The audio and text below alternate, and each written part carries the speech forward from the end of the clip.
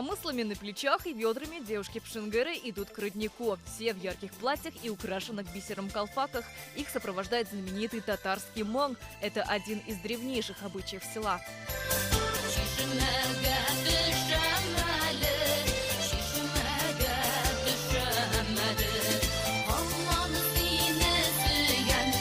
Возрождаем традиции наших предков, наших бабушек и дедушек. Вот возвращаемся с родника, будем пить вкусный чай из самовара. По древним преданиям, чай из родниковой воды обладает целебными свойствами. Пока кипит самовар, народ стекается на вечерние посиделки.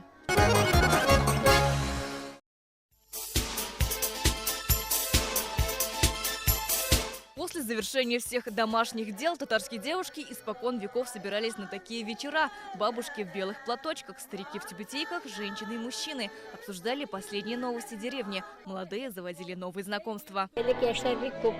Раньше молодежи было очень много. Для того, чтобы вечерние наши встречи передавались из поколения в поколение, с собой брали и самых маленьких. Весело время проводили.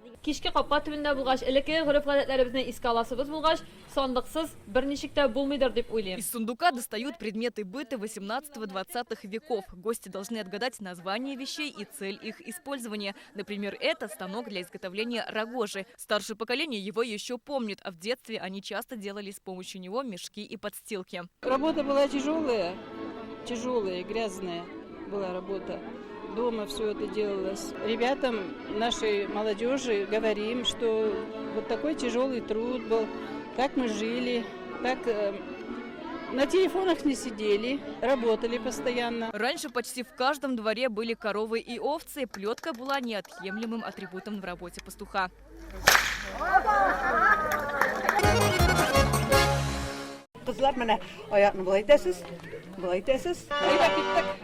Гульфия Хазиева учит молодежь танцевать лапти. Для начала нужно переобуться. Плетеные из липы, березы или ракиты лапти.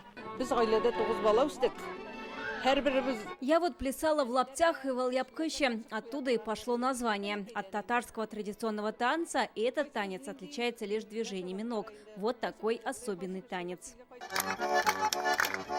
На посиделке у ворот в этот раз собрались порядка 100 гостей. Это жители Пшенгеры и соседних деревень. Чтобы поучаствовать в проекте, семья Фаниса Зиялы приехала из Турции. С собой привезли музыкальный подарок.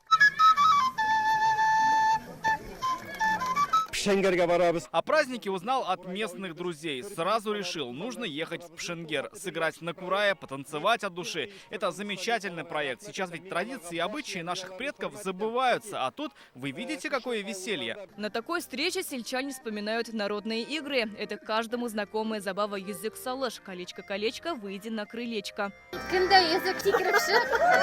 Игра состоит из коротких раундов. Каждый длится до окончания музыки. Если не успел выбежать из круга, ждет наказание.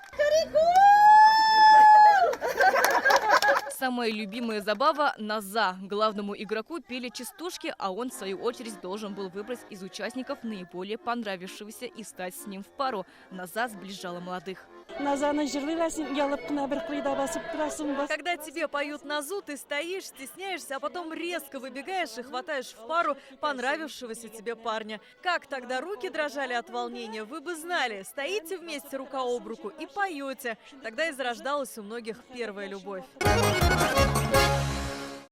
С пустыми руками на вечернее гуляние никто не ходит. На столе чак-чак, элеш, кыштеля, кыстыбый. Рания Галевидинова специально на эту встречу приготовила свои фирменные эчпучмаки.